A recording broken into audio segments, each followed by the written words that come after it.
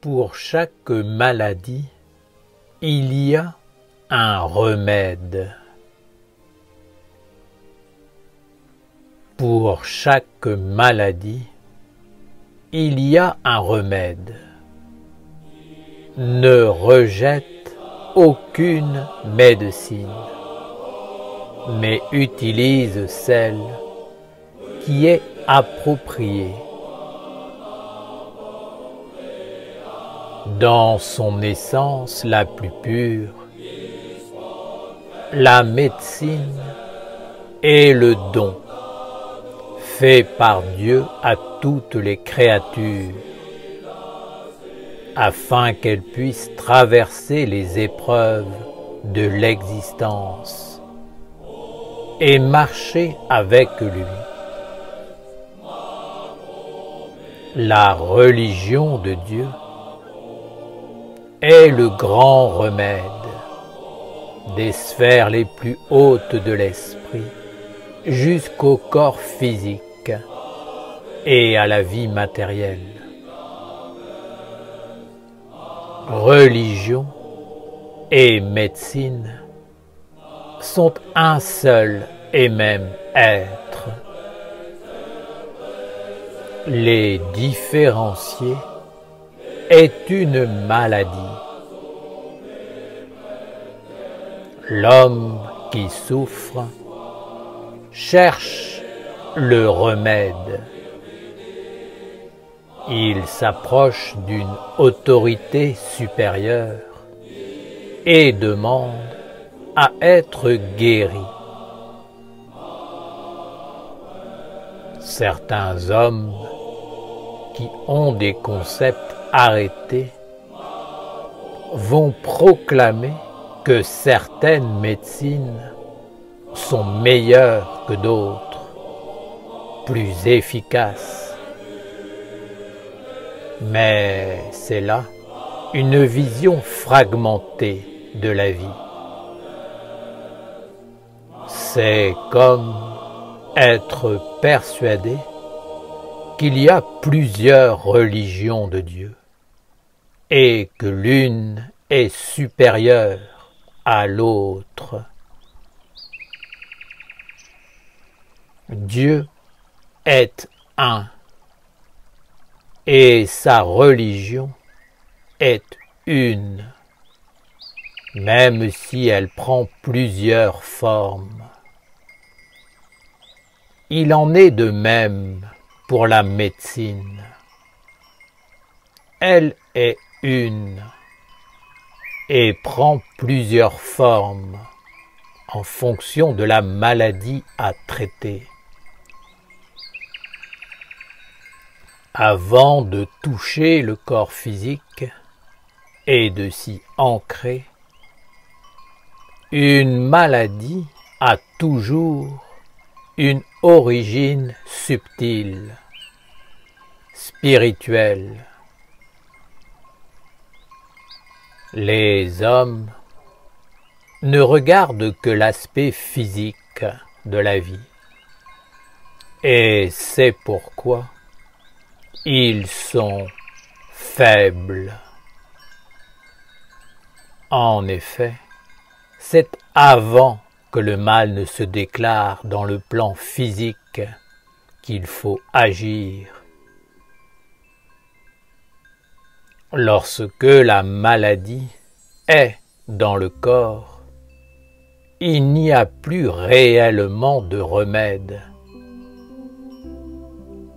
L'homme n'a alors qu'à trouver un soulagement, une méthode pour ne pas être affaibli.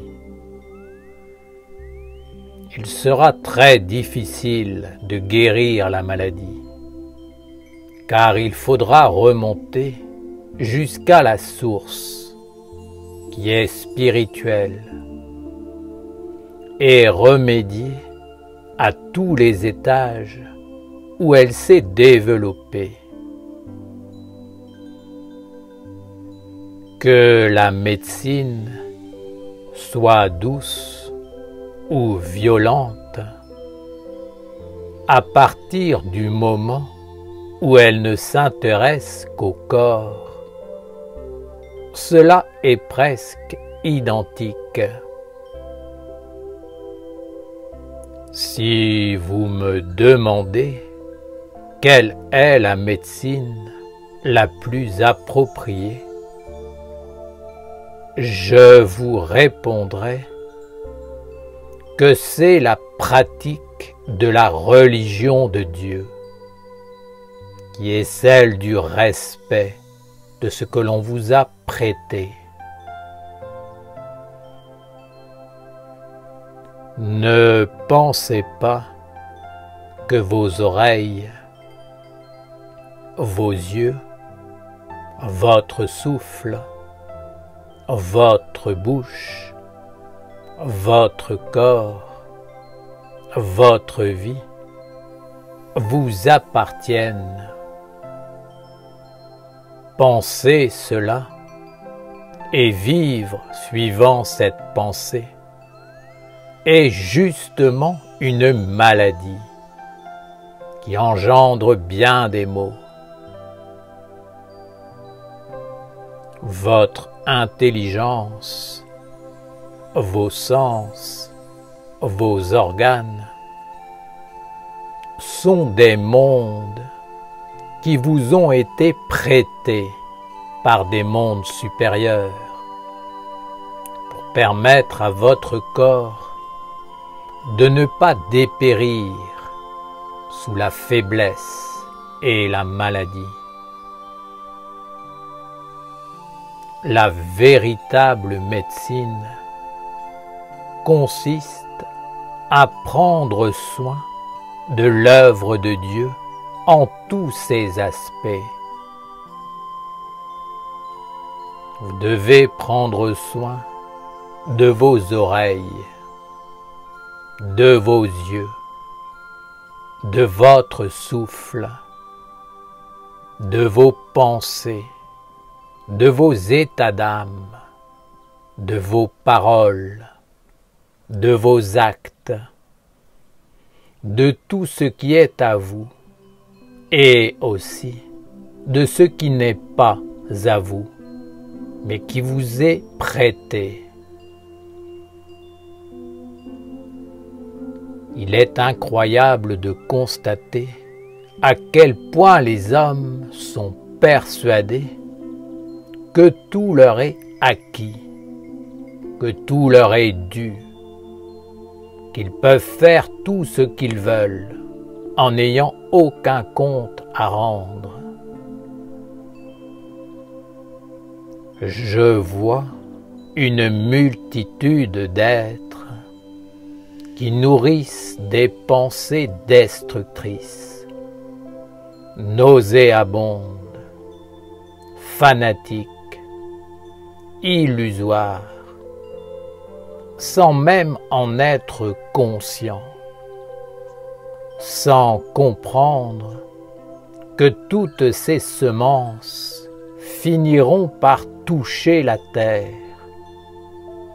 et enfanter des mondes avec lesquels ils devront vivre.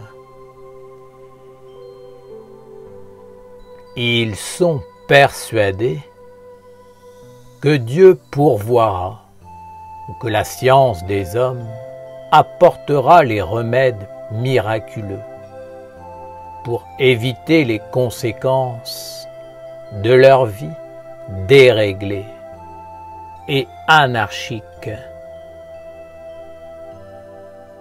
Vous êtes réellement dans une grande illusion. Vous êtes persuadé que le corps vous protégera indéfiniment. Mais je vous conseille d'arrêter de vivre uniquement avec votre corps et de placer toute votre confiance en lui. Si vos pensées vous conduisent à vivre dans un monde de disharmonie, Si votre vie intérieure est dépourvue de sainteté, de pureté, de clarté,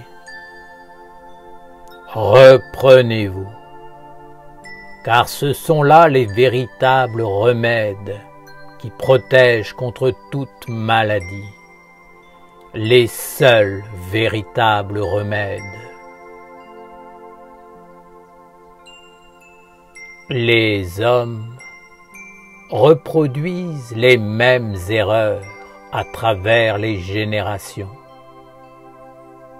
Ils attendent de tomber à terre, d'être malades, de toucher le fond pour s'apercevoir que quelque chose ne va pas.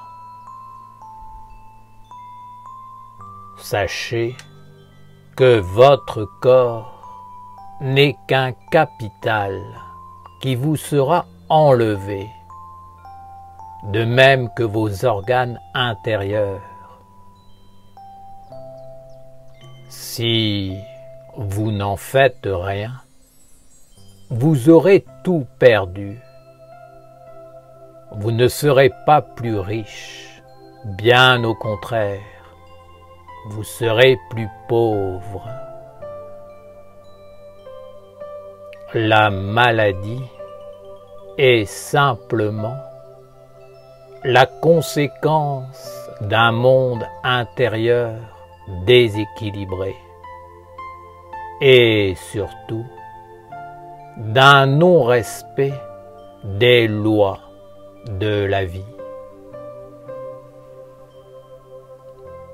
Père Gabriel, tu veux nous dire que l'origine de toute maladie vient des mondes subtils, des mondes de l'esprit, et que lorsque le corps tombe malade, ce n'est qu'une conséquence d'un désordre dans ces mondes. Il n'est donc pas possible de guérir le corps sans rétablir l'ordre et l'harmonie dans les mondes de l'esprit. Il est possible de soulager le corps, mais la vraie guérison doit être recherchée dans l'harmonie invisible. Est-ce cela que tu veux nous dire, Père? Oui. Telle est la clé de la véritable médecine, qui est la religion de Dieu.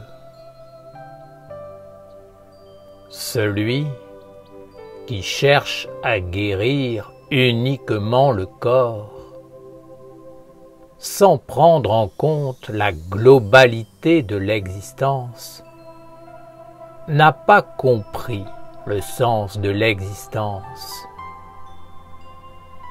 Il peut recourir à toutes les médecines qu'il veut ou qui existent. Sa conception elle-même est une maladie. Il croit que la vie, c'est le corps, que tout dépend du corps. Il se trompe. Et cette erreur, vivante dans le monde de l'esprit, est déjà une maladie. Qu'il entre dans une introspection et ouvre son œil subtil afin de percevoir avec quel monde il pense. Il respire, il mange, il parle et regarde. Ainsi, il pourra s'éveiller et comprendre la grande religion de Dieu, qui est la santé. Mais prend-il soin de Dieu dans la vie. La religion de Dieu, ce sont les relations justes. Les hommes disent que Dieu est ce qu'ils veulent, ce qu'ils souhaitent, ce dont ils ont envie, car fondamentalement, Dieu est là pour les servir, pour prendre soin d'eux, pour les faire grandir et leur permettre d'acquérir des pouvoirs surnaturels. Ils pensent que Dieu est là pour améliorer la vie, mais qu'ils ne doivent pas prendre part à tout cela. Ils se laissent vivre, ils se contentent de souhaiter. Ils ne prennent soin ni de l'esprit, ni du corps. Tous les jours, ils leur offrent une nourriture empoisonnée. Ils respirent dans des marécages. Ils regardent avec l'œil obtus et fanatique, avec jalousie et avidité, cherchant à prendre le bien que l'autre possède, sans prendre la peine de développer ce que Dieu leur a donné. Les hommes écoutent, suivant leur centre d'intérêt limité, sans jamais être impersonnels, transparents, ouverts à l'aspect universel, immortel. Ils veulent exister sans respecter l'existence. Être immortel tout en bafouant l'immortalité et devenir des êtres importants sans prendre soin de la religion de Dieu.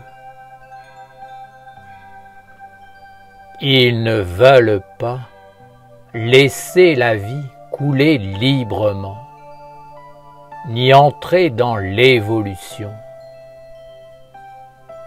car ils veulent juste jouir de ce qui existe, pour exister eux-mêmes dans un semblant. Pour cela, ils freinent l'évolution et s'y opposent, car ils veulent maîtriser.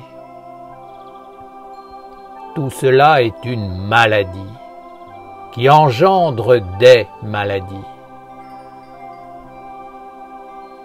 Tant que l'homme n'aura pas compris cette évidence, qui n'est que de passage sur la terre, qu'il est plus grand que son corps et qu'il a une œuvre à réaliser à travers tout ce qui lui a été prêté, il sera emprisonné dans un monde de maladies et gâchera le capital qui lui a été confié.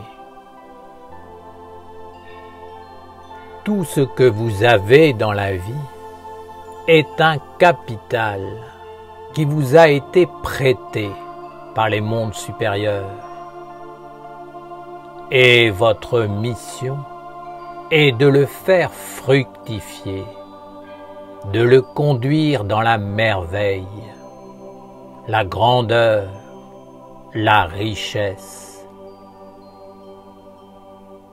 Si vous ne prenez pas soin de ce capital, vous décevrez les mondes supérieurs, qui comprendront que vous êtes imbus de votre existence limitée sur la terre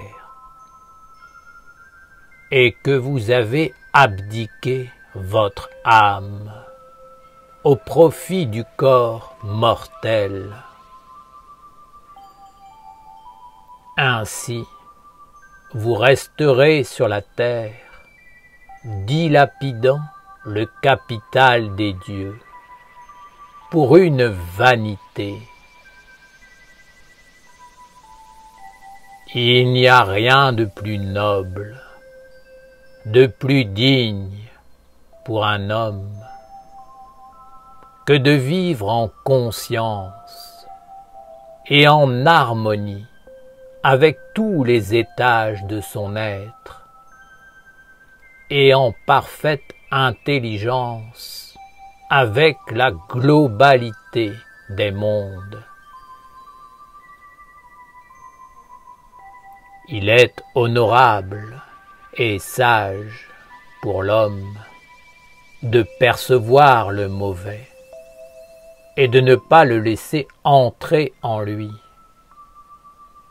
mais de le contenir dans les mondes où il doit demeurer. Il y a une pensée, un sentiment et une volonté qui ne doivent pas entrer dans l'homme, sinon il entrera dans la maladie. Utiliser la médecine appropriée signifie avoir développé le vrai discernement qui permet de savoir ce qu'est la maladie et quelles sont son origine et son but afin de s'en préserver.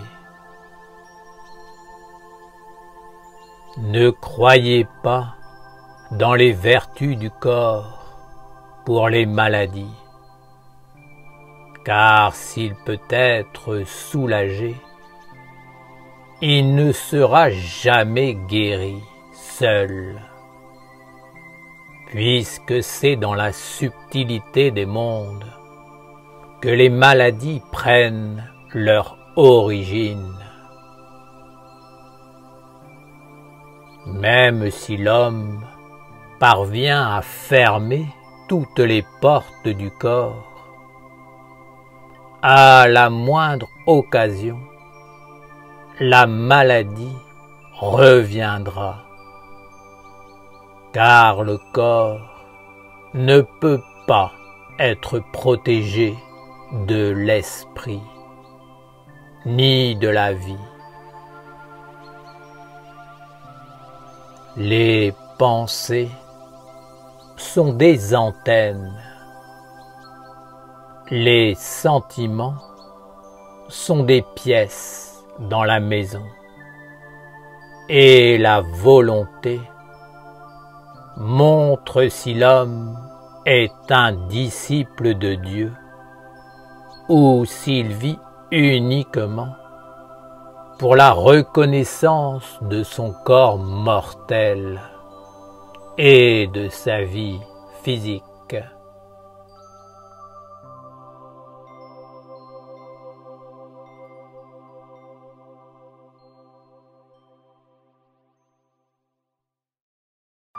Je veux le soleil et la chaleur pour marcher sur le chemin du cœur. Je veux la puissance des forces contraires pour me poser droit sur la terre.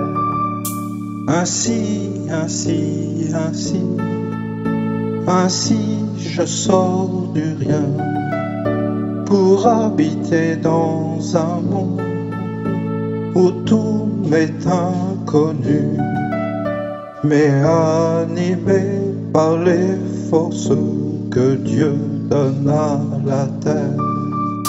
Je veux le soleil et la chaleur pour marcher sur le chemin du cœur. Je veux la puissance des forces contraires pour me poser droit sur la terre. Ainsi, je sors du rien pour habiter dans un monde où tout m'est inconnu, mais animé par les forces que Dieu donne à la terre. Je veux le soleil et la chaleur pour marcher sur le chemin du cœur. Je veux la puissance des forces contraires pour me poser droit sur la terre. Ainsi, je sors du rien pour habiter dans un monde où tout m'est inconnu, mais animé par les forces que Dieu donne à la terre. Je veux le soleil et la chaleur pour marcher sur le chemin du cœur. Je veux la puissance des forces contraires pour me poser droit sur la terre. Ainsi,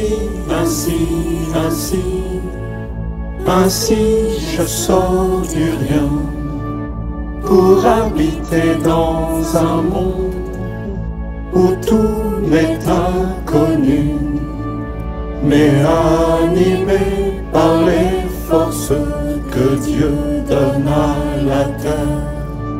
Je veux le soleil et la chaleur pour marcher sur le chemin du cœur.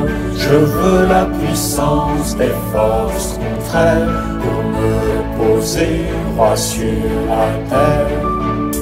Ainsi,